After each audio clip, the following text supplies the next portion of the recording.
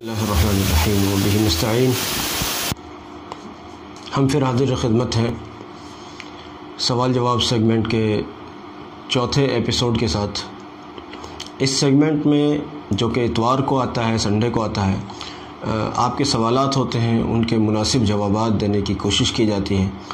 آپ بھی اپنے سوالات کے ساتھ، اپنے سوالات کے ذریعے اس سیگمنٹ کے اندر شامل ہو سکتے ہیں اور اپنے سوالات کو آسان طریقے پر حل کرا سکتے ہیں۔ بہرحال لیکن میں ایک بات عرض کروں کہ اپنے سوالات کو لے کر سب سے اچھی جگہ جہاں انسان کو جانا چاہیے وہ اپنے مقامی معتبر علماء ہیں۔ لوگوں نے اصل میں یہ فیشن چل نکلا ہے کہ مقامی علماء چاہے جتنے بھی قابل ہوں ان کے پاس نہیں جانا ہوتا، دور دور کے علماء چاہے وہ ان کے مقابلے کم قابل بھی ہوں ان کے پاس جانے کا رواج اور فیشن چل نکلا ہے۔ اس لیے میرا اولین تو میں یہ مشورہ دیا کرتا ہوں کہ پہلے نمبر پر اپنے سوالات کو لے کر اپنے مقامی معتبر علماء کے پاس جائیے، اور یہ یوٹیوب یا فون کال یا یہ سب تو ثانوی درجے کی باتیں ہیں، سیکنڈ نمبر کی باتیں ہیں۔ اول اپنے مقامی علماء کو ترجیح دیجیے۔ بہرحال آج ہم نے چند ایک سوالات لیے ہیں۔ آج کا پروگرام ہمارا بہت بڑا نہیں ہے۔ پہلا سوال ہے ہمارا، یہ اظہر صاحب ہیں، دہلی سے پوچھتے ہیں۔ یہ کہتے ہیں کہ ایک ویڈیو چلتی ہے جس میں کہا جاتا ہے کہ خواب میں شیخ احمد نے دیکھا، اور ان کو وہ کہتے ہیں کہ یہ دیکھا وہ دیکھا، ایسا ویسا بتایا گیا، اور یہ بھی کہ اتنے لوگوں کو اگر تقسیم کیا جائے تو یہ فائدہ ہوگا، اور اگر شیئر نہ کیا جائے، تقسیم نہ کیا جائے تو یہ نقصان ہوگا۔ اس کے بارے میں کیا کہتے ہیں؟ بھائی میں اپنے بچپن سے دیکھ رہا ہوں اس چیز کو۔ میرے بچپن میں چونکہ اس ٹائم میں یوٹیوب وغیرہ کا، یہ سوشل میڈیا کا دور تو نہیں تھا، اس وقت میں ورق پر چھپتا تھا، کاغذ پر چھپتا تھا، اور کہ شیخ احمد نے خواب دیکھا ہے اور اتنے لوگ اس سال مر جائیں گے، اور اتنے لوگ مر گئے، اتنی بے دینی آ گئی، پتہ نہیں کیا کیا تھا اس میں، اس ٹائپ کا ہی ہوتا تھا۔ اب سیم اسی کی ویڈیوز بنا کر لوگوں نے ڈال دی ہیں۔ میں مشورہ دیتا ہوں کہ خدا کے واسطے اس طرح کی چیزوں کو فوری طور پر روک دینا چاہیے۔ اگر آپ کو ایسی کوئی ویڈیو یا کوئی ایسا میٹر آپ کے پاس پہنچتا ہے، اس کو فوراً روک دیجئے، بالکل اس کو نہ آگے بڑھائیے، اور یہ کہ صاحب اتنے پرچے چھاپو گے یا اتنے لوگوں کو شیئر کرو گے تو یہ فائدہ ہوگا، یا نہیں کرو گے تو یہ نقصان ہوگا، فلاں شخص نے شیئر کیا اس کو یہ فائدہ ہو گیا، اس شخص نے شیئر نہیں کیا اس کو یہ نقصان۔ محض من گھڑنت ہے، محض واہیات ہے۔ یاد رکھیے جب تک کسی چیز کی صحیح یا غلط کی تحقیق نہ ہو جائے اس وقت تک اس چیز کو شیئر کرنا، اس چیز کو دوسروں تک پہنچانا، یہ فراڈ چیزوں میں، جھوٹ کی چیزوں کو پھیلانے میں حصہ دار بننا ہے۔ یہ جو شیخ احمد کے خواب کی جو بات ہے، چونکہ میں اپنے بچپن سے دیکھ رہا ہوں اور آج بھی اس کو اس طرح سے نشر کیا جاتا ہے جیسے ابھی کل ہی کسی نے دیکھا ہو۔ بھائی کون شیخ احمد؟ کوئی بھی نہیں جانتا۔ کیا خواب دیکھا؟ کچھ نہیں پتا۔ کون معتبر شخص ہے، کون غیر معتبر شخص، کچھ نہیں پتا کسی کو کون ہے شیخ احمد، کس ملک کے رہنے والے ہیں، کیا موقع تھا اس وقت میں جب وہ خواب دیکھا بھی یا نہیں دیکھا انہوں نے۔ بہرحال خدا کے واسطے اس طرح کی ویڈیوز کو یا اس طرح کے میٹرز کو ہرگز بھی شیئر نہ کیا جائے۔ حالانکہ اس میں نیچے لکھا ہوتا ہے کہ اگر فلاں آدمی نے شیئر کیا یا اتنے پرچے بٹوا کر چھپوا کر بانٹے تو اس کو اتنا بڑا فائدہ۔ بالکل کچھ نہیں۔ ہم اندھ وشواسی نہیں ہیں، ہم ایسی توہم پرستیوں کے قائل نہیں ہیں کہ صاحب پرچے بٹوانے سے ہماری قسمتیں بدلیں گی۔ کمال کی بات ہے، اب تو لوگوں کی قسمتیں نماز پڑھنے سے نہیں بدلتی۔ مطلب میرا کہنے کا یہ ہے کہ ہمیں معلوم ہے کہ نماز پڑھنے سے قسمت بدل جاتی ہے، یعنی دعائیں قبول ہوتی ہیں، حالات سنور جاتے ہیں، لیکن اس کے باوجود لوگ نماز پڑھنے کو تیار نہیں ہوتے۔ جس کام سے قسمتیں بدل سکتی تھیں اس کام کو چھوڑ دیا، اور جس کام کی کوئی اصل نہیں تھی یا اصل کی کوئی تحقیق ہی نہیں ہے اس چیز کے پیچھے ساری امت لگ گئی۔ اللہ معاف فرمائے، کیا ہی ہو گیا ہے پتہ نہیں۔ اگلا سوال ہے عبد الجبار صاحب جھارکھنڈ سے پوچھتے ہیں۔ یہ کہتے ہیں کہ برکت کے لیے آپ نے یاسین شریف بتائی تھی، میں نے قرآن تو نہیں پڑھا، کیا میں یاسین شریف ہندی میں پڑھ سکتا ہوں؟ بھائی قرآن شریف پڑھا ہوا پیدا تو کوئی بھی نہیں ہوا۔ آج ہی سے پڑھنا شروع کر دیجئے، سیکھنا شروع کیجئے۔ جیسا میں نے کہا اپنے مقامی علماء سے دوستیاں قائم کیجئے، ان کو اپنا استاذ بنائیے، ان سے سیکھنے کا سلسلہ شروع کیجئے۔ قاعدہ لے کر اپنے مقامی امام صاحب کے پاس جائیے، مولانا صاحب کے پاس جائیے، ان سے کہیے حضرت مجھے قرآن پڑھنا سکھائیے۔ آج نہیں تو آج کے دن بہت جلدی انشاءاللہ آپ پڑھنا شروع کر دیں گے، پڑھنا سیکھ لیں گے۔ اور جب تک نہیں پڑھ رہے ہیں، جب تک ہندی میں آپ پڑھیں، اس کا میرا مشورہ نہیں ہے۔ ہندی میں تو تلفظ درست ہونے کا مطلب، اگر ہندی میں پڑھنے لگ جاؤں تو یقیناً اگر مجھے الگ سے یاد ہے جیسا کہ، تو اس بنیاد پر میں صحیح پڑھ لوں تو پڑھ لوں، اگر مجھے یاد نہ ہو تو میں اس کے تلفظ کی رعایت نہیں کر سکوں گا ہندی میں۔ تو کیسے سمجھا جا سکتا ہے کہ ہندی میں ہم صحیح پڑھ لیں گے؟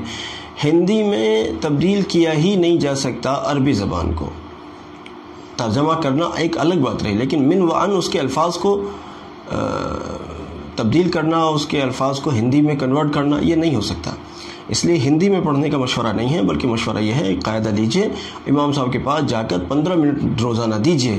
آج نہیں تو آج کے دن انشاءاللہ آپ پڑھنے والوں میں شامل ہو جائیں گے۔ پھر یاسین شریف عربی ہی میں یعنی قرآن میں ہی دیکھ کر پڑھیے گا۔ بہرحال جب تک دوسرے اعمال جو ہم نے بتائے ہیں پچھلے ایپیسوڈ سے دیکھ لیجئے، ان میں بھی بعض چیزیں بتائی ہیں، اور اس سے پہلے بھی بتاتے رہے ہیں، یہ آگے پوچھ لیجئے، ان چیزوں کو کریں جب تک۔ آگے ہے، یہ کہتے ہیں عابد صاحب ہیں سعودی عرب سے، یہ کہتے ہیں کہ والد کے مرنے کے بعد دادا کی پراپرٹی سے حصہ ملتا ہے یا نہیں؟ اگر کسی شخص کا بیٹا موجود ہے، یعنی ایک بیٹا موجود ہے، دوسرے بیٹے کا انتقال ہو گیا، تو جس بیٹے کا انتقال ہو گیا ہے اس بیٹے کی اولاد کو دادا براہ راست اپنی پراپرٹی میں سے حصہ نہیں دیتے۔ اور اگر دادا یہ سمجھتے ہیں کہ بھئی یہ بھی میرے پوتے ہیں، ان کو بھی مجھے کچھ دینا ہے، تو اس کا طریقہ یہ ہے کہ اپنے تہائی مال سے وصیت کر دیں دادا کہ بھئی میرے تہائی مال میں سے ان میرے پوتی پوتوں کو دے دیا جائے، کیونکہ اصل میں وصیت جو ہے وہ تہائی مال سے اوپر پر لاگو نہیں ہوتی۔ اگر وصیت دادا جی کی اگر تہائی مال میں پوری ہوتی ہوگی تو پوری کی جائے گی، اگر تہائی مال میں پوری نہیں ہوگی تو بس تہائی تک ہی پوری کی جائے گی، اس کے اوپر پوری نہیں کی جائے گی۔ اس کے بعد میں پھر وارثین کو اختیار ہے، وہ پوری کرنا چاہیں اپنے دل کی گنجائش کی بنیاد پر، بہت اچھی بات ہے، لیکن اگر نہ کرنا چاہیں تو ان سے کوئی مطالبہ نہیں ہے۔ اس لیے تہائی مال پر وہ وصیت کرنا چاہیں تو کر سکتے ہیں، براہ راست پوتے دادا کے مال میں حصے دار نہیں ہوں گے۔ اچھا، اگلا ہے، یہ کہتے ہیں حضرت سفر کی حالت میں جمعے کی نماز ہو چکی ہے تو اب ہم نماز جمعہ کا کیا کریں؟ بھئی اگر آپ کئی لوگ ہو اور جمعے کی جماعت کرنے کی کوئی نوبت آ سکتی ہے تو دوسری جماعت کر لیجئے کسی مناسب جگہ پر، لیکن اگر آپ ایک آدھ ہی آدمی ہیں تو نماز ظہر ادا کریں 2 رکعت، کیونکہ آپ سفر میں ہیں نا۔ اور یاد رکھیے نماز جمعہ میں 2 باتیں ہیں، ایک بات تو یہ ہے کہ نماز جمعہ مسافر پر معاف ہے۔ اگر مسافر آسانی کے ساتھ پڑھ سکتا ہے تو پڑھ لے گا، لیکن اگر آسانی سے نہیں پڑھ سک رہا ہے یا اس کو سفر میں نکل چکی ہے اس کی جماعت اور اب کوئی دوسری نماز جمعہ ادا کرنے کی نوبت نہیں اس کو ہے، بہرحال مسافر پر نماز جمعہ معاف ہے، ایک بات۔ دوسرے، اب ظہر کی نماز تو اس کو پڑھنی ہی ہے، اب لیکن چونکہ وہ مسافر ہے تو قصر کی بنیاد پر 4 رکعت کے بدلے وہ 2 رکعت پڑھے گا۔ تو اس صورت میں جب کہ اس کی جماعت نکل چکی ہے، نماز جمعہ نکل چکی ہے، تو اس صورت میں جبکہ دوسری نماز جمعہ کا بھی کوئی انتظام بسہولت بآسانی اس کو نہیں ہو سک رہا ہے، اس وقت میں وہ 2 رکعت نماز ظہر ادا کر لے۔ اگلا سوال ہے، کہتے ہیں دلشاد صاحب بڈھا سے کہ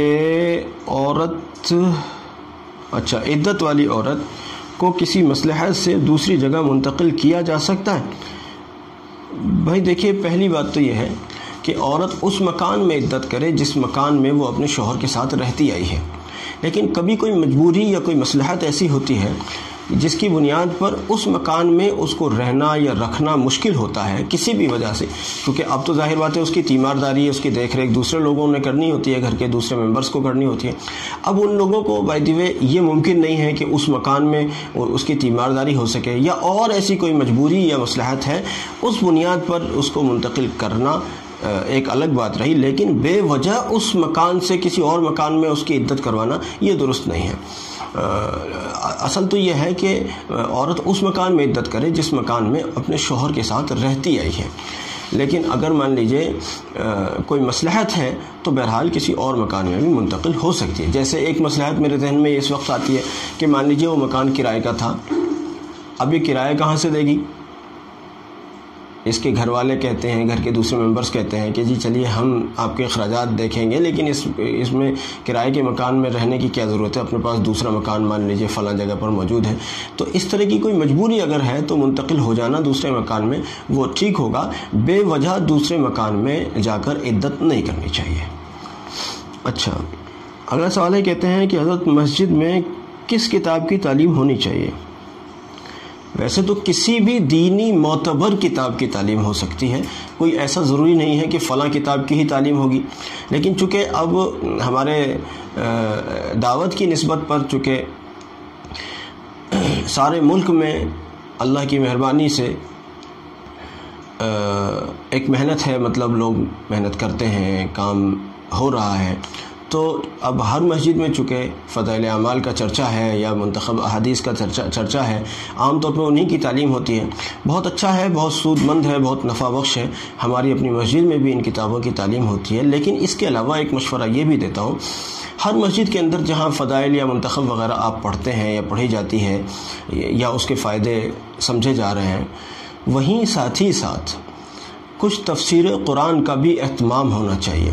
امت مسلمہ کا یہ عالم ہے کہ قرآن کیا کہہ رہا ہے۔ دیکھیے، میں ہمیشہ کہا کرتا ہوں، جس سورہ فاتحہ کو پڑھتے پڑھتے زندگی گزر گئی، اس سورہ فاتحہ کا مطلب کیا ہے، اس کا ترجمہ کیا ہے، یہ پوری زندگی گزار کر بھی پتہ نہیں چل پاتا۔ مسجد میں سکھانے کا انتظام نہیں ہے، علاوہ میں جناب کو شوق نہیں ہے، اور پتہ چلا کہ اسی صورت میں بغیر معنی و مطلب کے سمجھے ہی وہ پوری زندگی سورہ فاتحہ اور دوسری چیزیں پڑھتا ہوا اور دنیا سے چلا گیا، اور بیچارہ خالی کا خالی ہی رہ گیا، اسے پتہ ہی نہیں چلا۔ جب سورہ فاتحہ کا پتہ نہیں چلا تو قرآن کے دوسرے حصص اور دوسری آیات کے متعلق کیا؟ اس لیے میں کہتا ہوں کہ آپ چاہے فضائل پڑھ رہے ہیں اپنی مسجد میں، چاہے منتخب پڑھ رہے ہیں، بہت اچھا ہے، اس کے بھی اپنے نفع ہیں، اس کے اپنے فائدے ہیں۔ بزرگوں نے بڑے اخلاص کے ساتھ اور بڑی محنت کے ساتھ اس کو لکھا ہے، اور لاکھوں زندگیاں تبدیل ہوئی ہیں ماشاءاللہ، بہت اچھا ہے، اس سے کوئی انکار نہیں ہے، لیکن ساتھ ہی ساتھ مشورہ یہ ہے کہ مسجد کے اندر تفسیر قرآن لازمی طور پر ہو۔ اگر کسی مسجد میں عالم امام نہیں ہے تو کہیں سے تفسیر کرنے کے لیے کسی عالم کا انتظام کر لیا جائے کہ بھئی ایک وقت کی نماز آپ ہمارے یہاں پڑھ لیا کریں، یا پھر اگر امام کی تبدیلی کی کوئی کسی معقول وجہ سے اگر نوبت آ رہی ہے تو اگلا امام ہم ایسا لے آئیں جو ہمیں کم سے کم تفسیر بھی سنائے، اور موقع بموقع کوئی ایسی کتاب بھی ہمیں پڑھ کر سنائے جو ہمیں موقع کے ہمیں مسائل بھی سکھاتا رہے۔ جیسے آج کل قربانی بالکل قریب ہی ہے، ہمیں قربانی آ رہی ہے تو قربانی کے مسائل سکھائیں، حج آ رہا ہے، لوگ حج کو جا رہے ہیں تو حج کے مسائل پڑھ کر سنائیں، رمضان آتا ہے رمضان کے مسائل سنائیں، شب برات اور محرم پر لوگ کیا کیا خرافاتیں کرتے ہیں تو اس موقع کی باتیں سنائیں، وہ ہمیں مسائل سنائیں تاکہ لوگ خرافات سے بچیں۔ ایسے موقع بموقع بھی مسائل کا بھی ایک خانہ ہے، ضروری درجہ ہے مسائل کا بھی۔ اب پتہ چلا مسجد مسائل سے بالکل خالی، تفسیر سے بالکل خالی، بس ساری مسجدوں میں فضائل ہی چلتا ہے، اس کے علاوہ کچھ نہیں۔ نہیں، یہ بات صحیح نہیں ہے۔ فضائل بالکل اپنی جگہ اہمیت رکھتے ہیں، بالکل اہمیت ہے، ہماری نگاہ میں اس کی کوئی قلت نہیں ہے اس کی اہمیت کے لیے کہ صاحب یہ کم اہم چیزیں نہیں، بالکل پوری اہمیت رکھتی ہے، لیکن اس کے ساتھ ساتھ تفسیر قرآن اور مسائل کو بھی درجہ دیا جائے، اس کا بھی حق ادا کیا جائے، اس سے بھی استفادہ کیا جائے۔ اگلا سوال ہے، یہ کہتے ہیں پیٹ میں گیس بہت بنتی ہے، اس کا علاج بتا دیجئے۔ بھئی طب نبوی کی طرف آ جائیے، طب نبوی میں ایک بڑا ہی شاندار عمل یعنی شاندار چیز بتائی گئی ہے، اور اس کے متعلق کہا گیا ہے کہ یہ موت کے علاوہ ہر مرض کا علاج ہے۔ اور میرے اپنے مشاہدے میں بھی ہے کہ آپ اگر کلونجی کھاتے ہیں، کلونجی عام مل جاتی ہے دکان پر، 5-10 روپے کی بھی اگر آدمی لے لیتا ہے تو ہفتے بھر سے 2 ہفتے بھر تک چل جاتی ہے، تو اگر آدمی کلونجی لیتا ہے تو جہاں بہت ساری بیماریوں سے بچ جاتا ہے، وہیں گیس وغیرہ اور پیٹ کے متعلق بہت ساری بیماریوں سے بچ جاتا ہے۔ ویسے حدیث شریف میں یہ ہے کہ موت کے علاوہ ہر مرض کا علاج ہے۔ کھانے کے طریقے کے متعلق لوگ الجھے رہتے ہیں۔ مجھے بعض اطباء کے حوالے سے معلوم ہوا ہے کہ صبح کو نہار منہ، جب آپ نے ابھی ناشتہ بھی نہیں کیا، کچھ بھی نہیں کھایا ہے، ان 2 انگلیوں کے درمیان میں جتنا آ جائے، اس کو ہمارے یہاں تو چٹکی بولتے ہیں، الگ الگ علاقوں میں کچھ اور بھی بولتے ہوں گے، اس لیے میں کہہ رہا ہوں، 2 انگلیوں، ان دونوں انگلیوں کے درمیان میں جتنے دانے آ جائیں ان کو منہ میں ڈال کر ان کو چبا لیں، اوپر سے پانی پی لیں یا دودھ پی لیں یا شہد ڈال، جو بھی میسر ہے آپ کو، اور کچھ بھی نہیں کھانا ہے تو ایسے ہی چبا کے اس کو نگل لیں، کافی ہوگا انشاءاللہ۔ بہت ساری بیماریوں سے آپ بچ جائیں گے۔ یہ جہاں طب نبوی کے حوالے سے بات ہمیں معلوم ہے، وہیں مشاہدہ بھی یہی بتاتا ہے۔ اچھا جی، آخری سوال ہم نے لیا ہے، یہ کہتے ہیں کہ قربانی کا بکرا کس عمر کا ہونا چاہیے؟ بھائی 1 سال کا ہونا چاہیے۔ اس میں یہ بھی اضافہ کر دوں کہ بعض لوگ وہ دانتوں سے اس کی پہچان کرتے ہیں، وہ کہ جی دوتا ہوا ہونا چاہیے، یہ وہ دیکھیے، یہ اس کی پہچان کے لیے، تاکہ کوئی فروخت کرنے والا آپ کے ساتھ دھوکہ نہ کر دے۔ باقی اگر آپ کو معلوم ہے کنفرم طریقے سے، مان لیجیے آپ کے سامنے بچہ پلا ہے، وہ بکرا بکری جو بھی، یا آپ کے بہرحال کسی بھی اعتبار سے آپ کو یقین ہے کہ ہاں یہ جانور 1 سال کا ہے، اچھے سے یقین ہے آپ کو، تو بس کافی ہے، اتنا کافی ہے۔ اس کا دوتا ہوا ہونا وہ تو ایک پہچان ہے، تاکہ لوگ، کوئی بیچنے والا دھوکے میں آپ کو اسے 1 سال کا بتا کر نہ بیچ دیں۔ بہرحال آج کا یہ ہمارا سیگمنٹ مکمل ہوا۔ ہماری گزارش ہے کہ اس سے فائدہ اٹھانے کے ساتھ ساتھ دوسرے لوگوں تک بھی شیئر کر دیا کریں، تاکہ اور لوگ بھی اس سے فائدہ اٹھائیں، اور یہ آپ کے لیے بھی صدقہ جاریہ بنے، اور اللہ کرے ہمارے لیے بھی صدقہ جاریہ بنے۔ اللہ رب العزت ہماری اس کاوش کو قبول فرمائے۔ جزاکم اللہ، السلام علیکم ورحمۃ اللہ وبرکاتہ۔